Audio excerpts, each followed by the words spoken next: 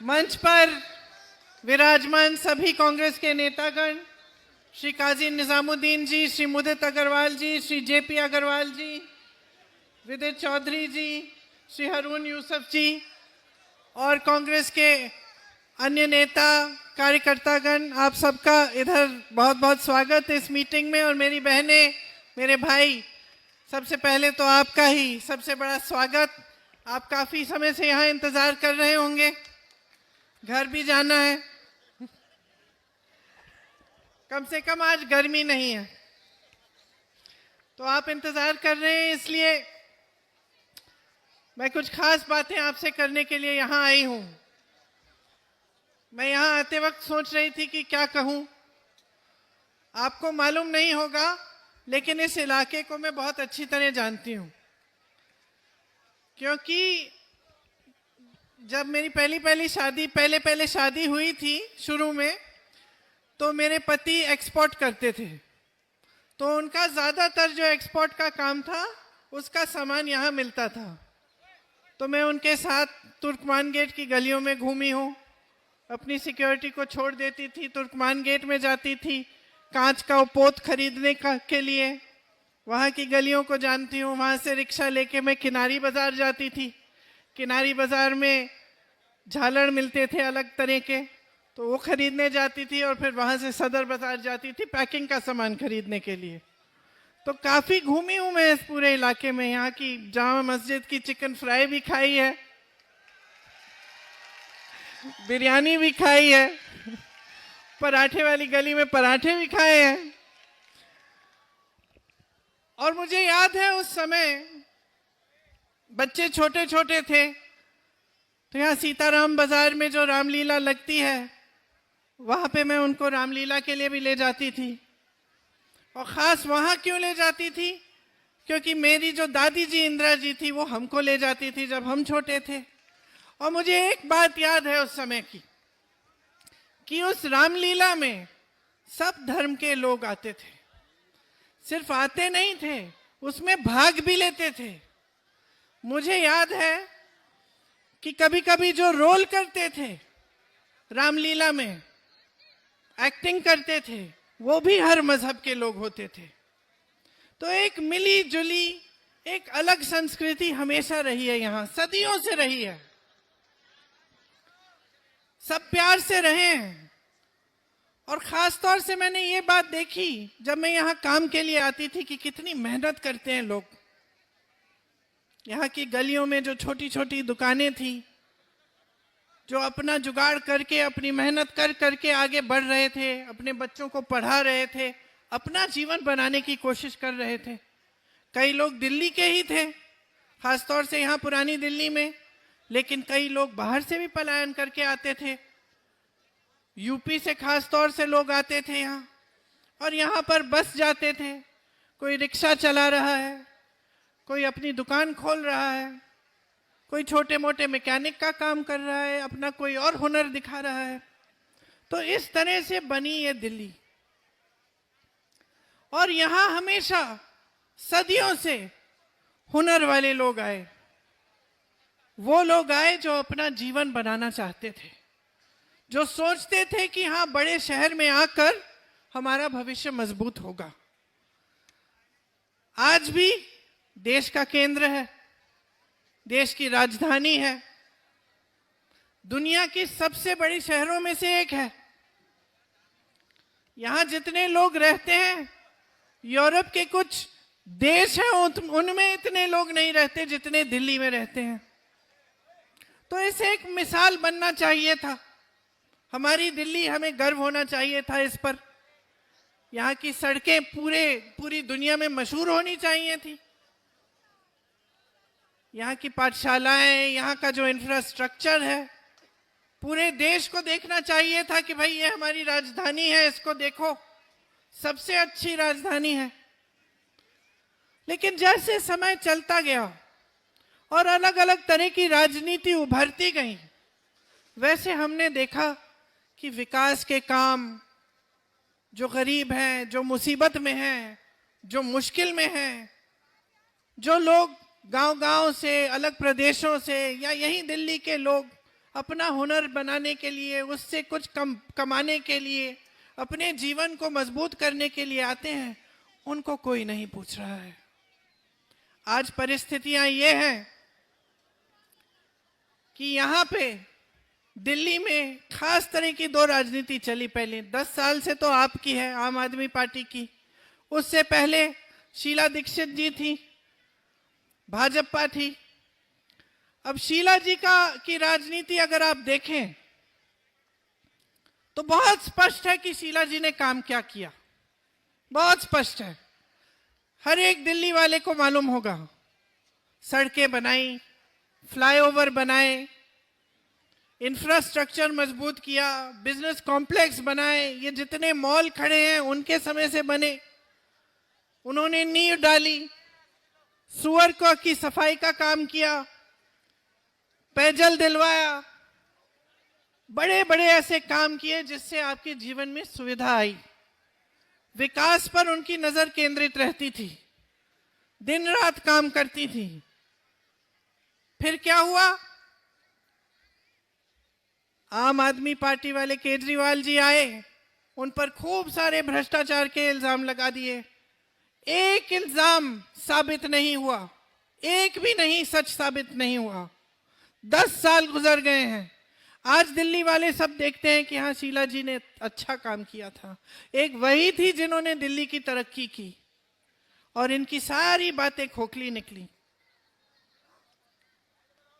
जो राजनीति एक दूसरे से लड़ाती है वो सिर्फ अपने स्वार्थ के लिए काम करती है।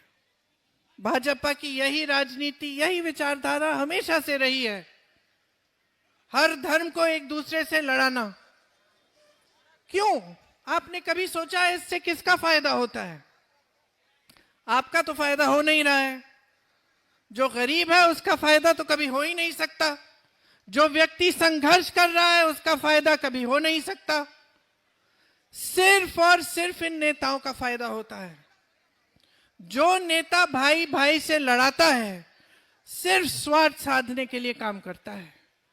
जो नेता झूठे आरोपों के आधार पर, झूठ के आधार पर आगे बढ़ता है, वो सिर्फ अपना ही स्वार्थ साध रहा है।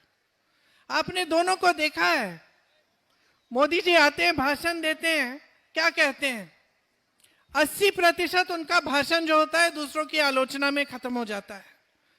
और वो आलोचना क्या होती है कि जवाहरलाल नेहरू ने सन 1950 में ऐसा काम किया, इसलिए आज देश खाई में है। ऐसी बात करते हैं ना। हर चीज का दोष जवाहरलाल नेहरू जी को देते हैं। दूसरी तरफ केजरीवाल जी क्या भाषण देते हैं कि मोदी जी की वजह से कोई काम नहीं कर पा रहे हैं। तो मोदी जी को जवाहरलाल नेहरू जी मिल गए, केजरीवाल जी को मोदी जी मिल गए, कोई अपनी जिम्मेदारी नहीं ले रहा है। सच बताऊं, मैंने बड़े नेता देखे हैं, बचपन से देखे हैं। इंदिरा जी को देखा, राजीव जी को देखा, शीला जी को देखा, सोनिया जी को देखा, नरसिम्हा राव जी को देखा, चलिए वाजपेयी जी को भी देखा। लेकिन ऐसे नेता नहीं देखे मैंने। इतने कायर नेता कि एक चीज की जिम्मेदारी लेना नहीं जानते। आप सोचो, एक परिवार में अगर परिवार का मुखिया कभी जिम्मेदारी ही नहीं लेता तो बाकी परिवार के सदस्य क्या सोचते हैं? उसका आदर कर पाते हैं? नहीं कर पाते। सब सोचते हैं कि भाई देखो हमारा मुखिया कैसा है, एक चीज की जिम्मेदारी नहीं ले रहा है, पूरे दिन बैठ के रोता रहता है कि इसने किया उसने किया। और यही हालत बन गई है आज देश की राजनीति की। आज देश की राजनीति में कोई ऐसा नेता नहीं रहा, भाजपा में या आम आदमी पार्टी में, जो अपनी जिम्मेदारी ले कि हाँ भाई हमारी जिम्मेदारी थी कि हम दिल्ली को विकसित बनाएं, कि हम यहाँ की सड़कें ठीक करें, कि हम पानी पहुंचाएं घरों में, कि हम सुअर की सफाई कराएं, कि हम ये जो यमुना नदी है इसकी सफाई करें। आज कोई जिम्मेदारी नहीं लेता। कोई अपना पल्ला इस तरफ झाड़ेगा, कोई उस तरफ झाड़ेगा। ये नेता नहीं होते बहनों और भाइयों। नेता वो होता है जो आपके लिए खड़ा होता है। नेता वो होता है कि जब आप पर संकट आता है वो आपके साथ कंधे से कंधे मिलाकर संघर्ष करता है आपके लिए, जो आपकी समस्याओं को हल करने की पूरी कोशिश करता है। तो जो राजनीति आज चल रही है वो सिर्फ इन लोगों का जो राजनीतिक स्वार्थ है उसको साधने के लिए चल रही है।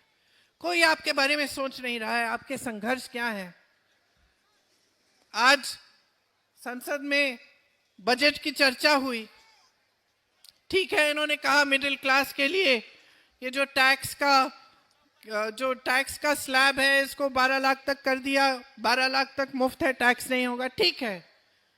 लेकिन कोई इनसे पूछ रहा है कि कितने लोग इस देश में, कितने लोग टैक्स भरने लायक हैं? कितने लोग इतना कमा भी रहे हैं कि वो टैक्स भरेंगे, कि वो 12 लाख रुपए कमा पाएंगे एक साल में?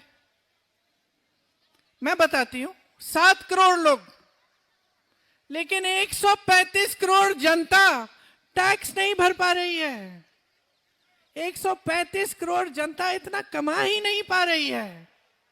आज आप सुबह उठते हैं, आपकी हर चीज पे जीएसटी का टैक्स है, हर चीज पे, दांत मंजन पे है, दवाइयों पे है, स्कूल की वर्दियों पे है, मोजे जूतों पे है, किताबों पे है, हर चीज पे जीएसटी का टैक्स है। खास तौर से जिनकी छोटी छोटी दुकानें हैं, जो अपना छोटा बिजनेस चलाते हैं, वो समझ रहे हैं मैं बात क्या कर रही हूं, कि जीएसटी को लेकर किस तरह से छोटे बिजनेस भी खत्म होने के कगार पे हैं, क्योंकि हर चीज पे टैक्स है, हर चीज महंगी हो गई है। मैंने आपसे बात की जब मेरी शादी हुई थी, मुझे याद है कि 100 ग्राम का जो मक्खन है 12 रुपए का मिलता था, एक थैली दूध 7 रुपए की मिलती थी। आज बताइए, आज तो 75 रुपए से ज्यादा हो गया है। इतना सा मक्खन, आप मक्खन खाते हैं, ब्रेड खाते हैं, चाय पीते हैं, कुछ भी लेंगे आज आप उस पर टैक्स भर रहे हैं। और कमा क्या रहे हैं? हर जगह बेरोजगारी है, तमाम पद खाली पड़े हुए हैं। सरकारी पद आपको मालूम है 25,000 खाली हैं दिल्ली में, केंद्र की सरकार के भी पद खाली हैं। अब बेरोजगार बच्चे हैं। देखो, आजकल वो जमाना नहीं है कि आप अपने बच्चों को पढ़ाएंगे लिखाएंगे नहीं, कि अगर आप छोटा कारोबार कर रहे हैं कहेंगे कि चलो 12 साल का हो गया इसको इसी में लगा देते हैं, वो जमाना नहीं है। आज आप खुद पढ़ाना चाहते हैं अपने बच्चों को, आप चाहते हैं कि आपका बच्चा जो है आपसे ज्यादा तरक्की करे, कि जो संघर्ष आपने देखे हैं वो बच्चा ना देखे। हम सब वैसे ही हैं। मुझसे अगर आप पूछेंगे क्या नहीं चाहती मैं अपने बच्चों के लिए, तो मैं सोचती हूँ मेरा सबसे बड़ा संघर्ष यही था कि हमने जीवन में बहुत हिंसा देखी। पिताजी की मौत हो गई आकस्मिक, उनको मार डाला गया, दादी जी को भी मार डाला गया हमारे अपने घर में। तो मैं अपने बच्चों के लिए ये जरूर चाहूंगी कि ऐसी चीजें कभी ना देखें अपने जीवन में, खुश रहें, है ना। इसी तरह से आपके जो बच्चे हैं, आप चाहेंगे कि जो आपके संघर्ष हैं वो संघर्ष दोबारा दोहराए ना जाए उनके जीवन में। इसलिए आप चाहेंगे कि आपके बच्चे पढ़े लिखे हों, कि कहीं पे जॉब लग जाए, नौकरी लग जाए, अपना भविष्य बनाएं, बड़े होकर आपको भी मदद करें, आपकी देखभाल करें। यही हम सब चाहते हैं, चाहे किसी भी कोई भी परिस्थितियों में हो हम। आजकल आपके बच्चों की जो उम्मीदें हैं, आशाएं, वो भी अलग हैं। एक जमाना था, हम छोटे थे, 2 चॉकलेट मिला करते थे दुकानों में, एक 5 स्टार एक एक्लेयर। आज क्या क्या नहीं मिल रहा है। खिलौने की दुकान एक होती थी, उसमें 1-2 गुड़ियां मिल जाती थी। आज कैसी कैसी चीजें मिल रही हैं। आज छोटे छोटे बच्चे फोन मांग रहे हैं आपसे, कह रहे हैं कि हमें अच्छे अच्छे कपड़े चाहिए, भाई वो वाले जूते चाहिए हमें जो उस दुकान में है, महंगे वाले। तो आपके बच्चों की भी आकांक्षाएं जो है, महत्वाकांक्षाएं हैं, वो भी बदली हैं और बदलनी चाहिए। इसी को तरक्की कहते हैं, कि हमारी उम्मीदें, हमारी आशाएं बढ़ती चली जाएं और हम किसी न किसी तरह से इनको पूरा करने की कोशिश करें। लेकिन अकेले नहीं कर सकते ना, अकेले नहीं कर सकते। सरकार की मदद की जरूरत है, सहायता समर्थन की जरूरत है। रोजगार बनाता कौन है? रोजगार 2-3 जगह से आते थे पहले। एक तो खेती से आते थे, अब आप शहर में रहते हैं तो खेती से शहर में तो आएंगे नहीं। छोटी दुकानें, छोटे बिजनेस रोजगार दिलवाते थे। जिस तरह से मैंने अपने पति के बारे में बात की कि एक्सपोर्ट करते थे, हम लोग यहाँ आकर कांच के मोती खरीदते थे, झालर खरीदते थे, तो जो छोटा बिजनेस वो करते थे उससे यहाँ पे भी दुकानदारों की थोड़ी सी कमाई हो जाती, वो दूसरों को फिर लगाते थे और रोजगार देते थे कि भाई तुम मोती बना के लाओ, हम बेचेंगे। इसी तरह से ये सिलसिला चलता था। तो जो छोटा दुकानदार है, छोटा बिजनेस है, वो हमेशा रोजगार देने वाला होता है, हुनर को पहचानने वाला होता है। इसके अलावा जो बड़े बड़े पीएसयू थे, नेहरू जी को बड़ी गालियां देते हैं, लेकिन ये पीएसयू जिनको हम कहते हैं, जो सरकार की कंपनियां थी, जिसमें सरकारी नौकरी मिलती थी, जिसमें पेंशन अच्छा मिलता था, वो सब लगभग सब कांग्रेस के जमाने में जवाहरलाल नेहरू जी, इंदिरा जी ने बनवाए। और उससे नौकरी की गारंटी मिलती थी, रोजगार की गारंटी मिलती थी। कि आपको याद होगा जो बुजुर्ग हैं यहाँ, कि एक जमाने में सब सरकारी नौकरी चाहते थे, क्योंकि उनको लगता था एक बार ये हो जाएगा तो स्थायी नौकरी मिलेगी, जीवन भर के लिए हम सेट हो जाएंगे। आज सरकारी पीएसयू जो है, सब अपने बड़े बड़े उद्योगपति मित्रों को पकड़ा दिए इन्होंने। लैटरल एंट्री से सबको ठेके पे लगा रहे हैं उसमें। वहां की नौकरियां, रोजगार भी स्थायी नहीं रही, पेंशन भी नहीं रहा जो पहले होता था। जितने भी सरकारी कर्मचारी हैं, ये बेचारे पुलिस वाले भी जो खड़े हैं, इनको पुराना पेंशन नहीं मिल रहा है आजकल। तो सब तरफ से आपको संकटों ने घेर रखा है। और जो काम सरकार को करना चाहिए, रोजगार दिलवाना, आपका इंफ्रास्ट्रक्चर बनाना, आपके लिए सुविधाएं तैयार करना, वो सरकार कर नहीं रही है। क्योंकि जो राजनीति उभरी है वो आपका ध्यान भटकाने वाली राजनीति है। आज अगर आप मोदी जी के भाषण, केजरीवाल जी के भाषण देखेंगे तो यही सब बातें हैं। एक कहेगा किसी ने शीश महल बनाया है, दूसरा कहेगा उसने राजमहल बनाया है। लूटा तो दोनों ने है ना। और क्या आपकी इश्यूज ये हैं, शीश महल, राजमहल, कि आपका इशू ये है कि अपने बच्चों को पढ़ाना है, महंगाई से कैसे बचेंगे हम? आज पूरी बजट की चर्चा में संसद में महंगाई की एक बात नहीं की इन्होंने, एक बात नहीं की, एक बात नहीं की कि किस तरह से इस महंगाई को कम करेंगे। पहचान भी नहीं रहे हैं कि आपका संघर्ष क्या है। आज के जो बड़े बड़े नेता हैं, जो सत्ता में बैठे हैं, वो पहचान ही नहीं रहे हैं कि देश की जनता पर क्या गुजर रही है। आप संघर्ष कर रहे हो, रोज रोज सुबह उठते हो, काम पे जाते हो, रात तक रुकते नहीं हो। मेरी बहनें, आप भी काम पे जाती हो, जॉब करती हो, कुछ भी करती हो, घर आके आप घर संभालती हो, किचन में जाती हो, रसोई में जाती हो, खाना पकाती हो, बच्चों को संभालती हो। आपका काम तो सबसे अंत में रुकता है, जब सब सो जाते हैं तब आप सोती हो। कोई पहचान रहा है आपके संघर्ष को? चुनाव के समय कह देते हैं कि इतना देंगे, उतना देंगे, फिर उसके बाद क्या होता है? कहना आसान है बहनों और भाइयों, करके दिखाना अलग बात होती है। कांग्रेस की जितनी भी सरकारें हैं, आप देखिए, हर प्रदेश में, कर्नाटक की सरकार में दे रहे हैं हर महीने महिलाओं को पैसे, हर महीने महिलाओं के जेब में। हिमाचल में 1500 रुपए, कर्नाटक में 2000 रुपए, झारखंड में 2500 रुपए हर महीने जा रहे हैं, क्योंकि आपके संघर्ष को पहचान रहे हैं। आज ये लोग सब कह रहे हैं 500 रुपए में गैस सिलेंडर, तो दिया क्यों नहीं? आपकी सरकार थी, 10 सालों से आपकी सरकार चल रही है, केंद्र में मोदी जी, दिल्ली में केजरीवाल जी।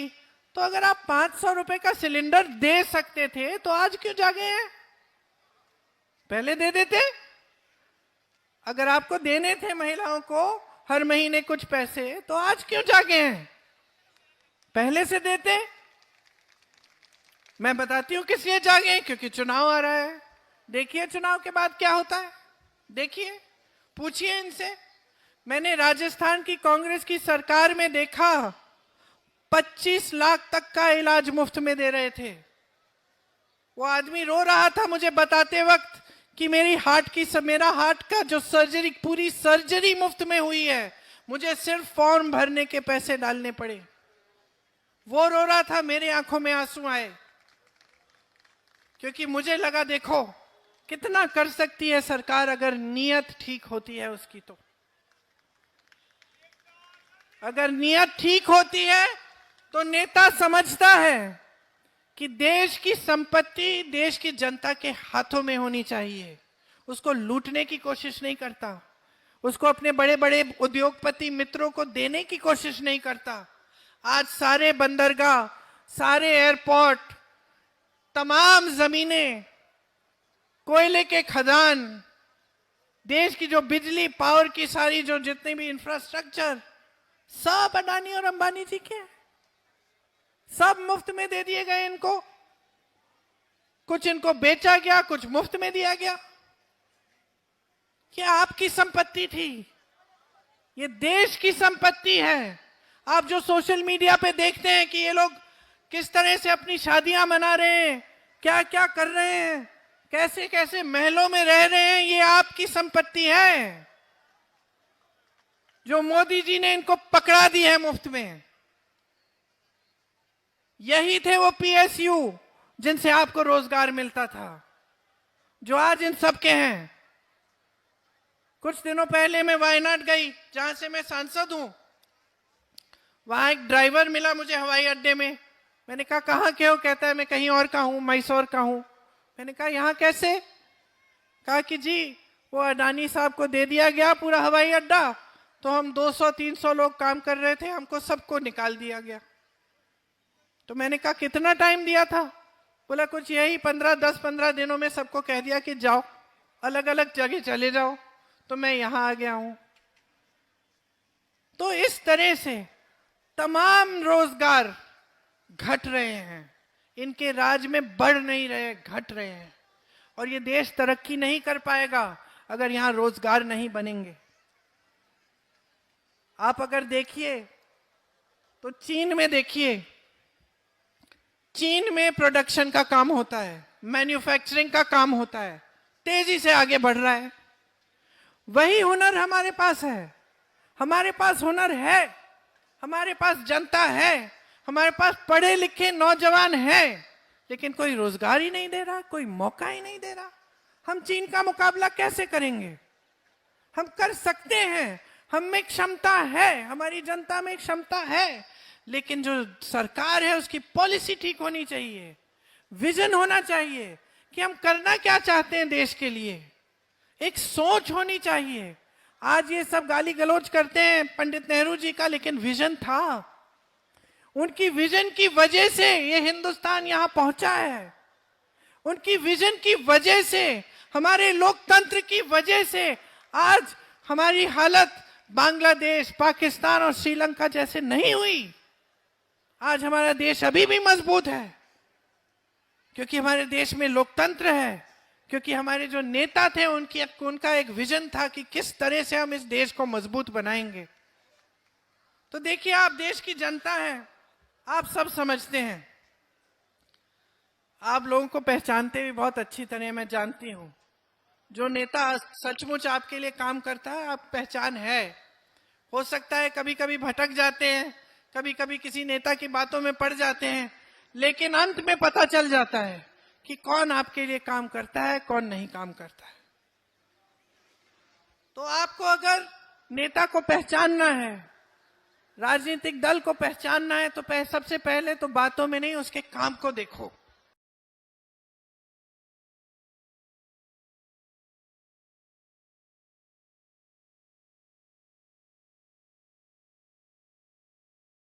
देखो कि कहीं भाई जब कांग्रेस की सरकार थी तो क्या किया,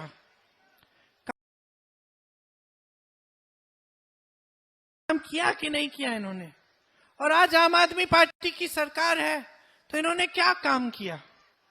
टीवी पे इश्तिहारों पे मत जाओ, अपने जीवन की जो सच्चाई है उस पे उतरो। क्योंकि आजकल टीवी पे तो कोई भी कुछ भी दिखा देगा, मीडिया तो सब इन्हीं के हाथों में। मैंने कहीं पे पढ़ा कि केजरीवाल जी आम आदमी पार्टी 450 करोड़ रुपए शायद अपने ही प्रचार में लगाए हुए हैं। और केजरीवाल जी को तो ठीक है 450 करोड़ होंगे, मोदी जी के तो हजारों करोड़ प्रचार में है। जहां देखिए चेहरा चमकाने में लगे होते हैं। तो जो आप टीवी पे देख रहे हैं, बड़े बड़े इश्तिहारों पे देख रहे हैं, उस पर मत जाओ, जाओ अपने जीवन पे। आपका जीवन सुधरा है कि नहीं सुधरा है? जिस पाठशाला में आपके बच्चे पढ़ रहे हैं आज, क्या उस पाठशाला में कुछ अच्छा बनाया गया है, कुछ नया है? जिस सड़क पे आप चल रहे हैं, क्या उस सड़क की सुधार हुई है? आपकी कमाई में कुछ बढ़ोतरी हुई है? आपके जीवन में तरक्की आई है कि नहीं? आज आप अपने बच्चों को कुछ ऐसा नया सपना दिखा सकते हैं? यही सवाल पूछिए।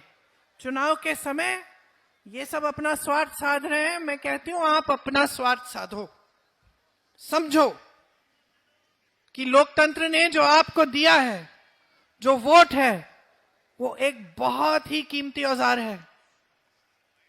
उससे आप देश बना सकते हो, देश को मजबूत बना सकते हो, अपना भविष्य बना सकते हो, अपने बच्चों का भविष्य बना सकते हो। इसको हल्के में मत लो, किसी की बातों में मत पढ़ो। मैं तो कहती हूं, मेरी बातों में भी मत पढ़ो। जाके देखो, पता करो, फोन उठाओ। कोई बेंगलोर में रिश्तेदार है, कोई ऐसे प्रदेश में रिश्तेदार है जहां कांग्रेस की सरकार है, पूछो। कोई हिमाचल में है, कोई तेलंगाना में है, पूछो कि भाई ये सच है कि ये सारे काम कर रही है कांग्रेस पार्टी? पूछो, पता चलेगा कि वहां कौन कौन सी स्कीमें लागू हो रही हैं। आपको मालूम है कि हमारे एक प्रदेश में हर जने की जो स्कीमें हैं, अगर उन स्कीमों का फायदा जोड़ा जाए तो हर जने के जेब में 55,000 रुपए जा रहे हैं हर साल, स्कीमों के जरिए। राजस्थान में पहली बार गिग वर्कर की जो बिल है वो बनाई गई। गिग वर्कर क्या है? जो ओला में, जोमेटो में डिलीवरी वाले जो काम करते हैं, इनके की सुरक्षा के लिए कुछ नहीं है। आज मैं सुन रही थी संसद में कि कुछ कहा इन्होंने कि कुछ करने जा रहे हैं। खुशी की बात है, करें, लेकिन 10 सालों से सत्ता में रहे हैं, अभी तक तो इन्होंने सोचा नहीं आपके बारे में। आप सुबह से शाम तक डिलीवरी का काम करते हैं, लेकिन आपकी नौकरियां सुरक्षित नहीं है। तो सबसे पहले कांग्रेस ने गिग वर्कर का बिल निकाला था और तेलंगाना में 10 लाख का बीमा मिलता है, कर्नाटक में 4 लाख का बीमा मिलता है। यही डिलीवरी, ओला, उबर, जोमेटो वाले लोगों को, जो सब काम करते हैं इसमें। गैस का सिलेंडर तेलंगाना में 500 रुपए का आज के दिन मिल रहा है, कहने वाली बात नहीं है। हिमाचल, राजस्थान और छत्तीसगढ़ में पुरानी पेंशन लागू है, आज के दिन लागू है। गरीबों को घर बनाने के लिए मदद करने के लिए कर्नाटक की सरकार 3.5 लाख रुपए दे रही है, हिमाचल की सरकार 7 लाख रुपए दे रही है, तेलंगाना में 5 लाख रुपए दिलवाए जा रहे हैं। तो ये सब काम हो रहे हैं कांग्रेस की सरकारों में। मैंने मुफ्त इलाज की बात की। तेलंगाना की हमारी कांग्रेस की सरकार 10 लाख तक मुफ्त इलाज करा रही है। हिमाचल में कैंसर मिलता है। हिमाचल और कर्नाटक में कांग्रेस की जो सरकारें हैं, उन्होंने बुजुर्गों के लिए एक स्कीम निकाली है कि घर बैठे उनका इलाज होता है।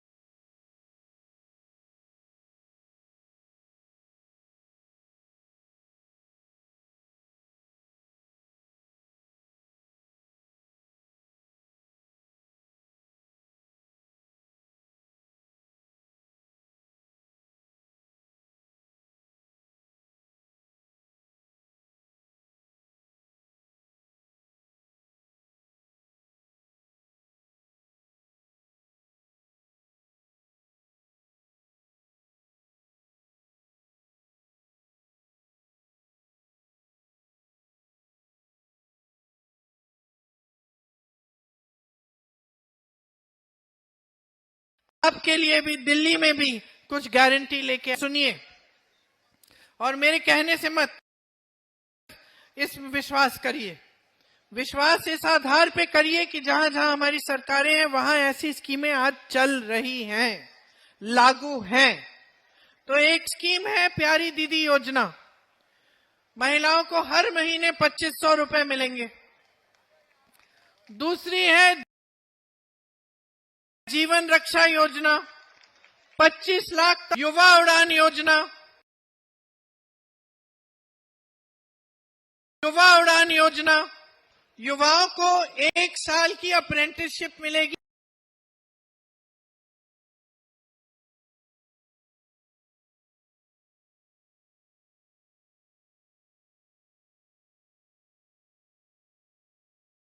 उसमें 8,500 रुपए हर महीने मिलेंगे।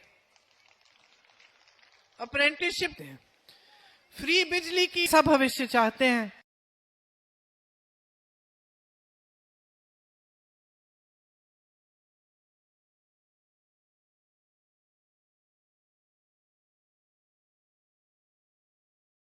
न भाजपा के नेता है। इन्होंने मुझे कहा कि इन्होंने उनके संघर्ष में साथ दिया, उनके साथ खड़े रहे। इसलिए पहचानिए कि आपके जो कांग्रेस के उम्मीदवार हैं वो ऐसे नेता हैं जो आपके संघर्ष में शामिल होंगे, जो कंधे से कंधा मिलाकर आपके लिए लड़ेंगे। तो 5 तारीख को चुनाव है, मेरी बातों को जरूर याद रखना। कोई बड़ी बात नहीं है, सिंपल सी बात है, साधारण को देखो, अपने बच्चों के भविष्य को देखो, और ये देश जो आपकी अमानत है, ये देश जो आपने बनाया है, जो आपके बुजुर्गों ने बनाया है, जिनको आज भी आप खड़ा कर रहे हैं, आपके बिना ये देश नहीं चल सकता। ये कांग्रेस पार्टी को जिताना है ताकि आपके संघर्ष कम हो, महंगाई कम हो, आपको रोजगार मिले और ये देश एक रहे। कांग्रेस पार्टी जय बनाइए। धन्यवाद।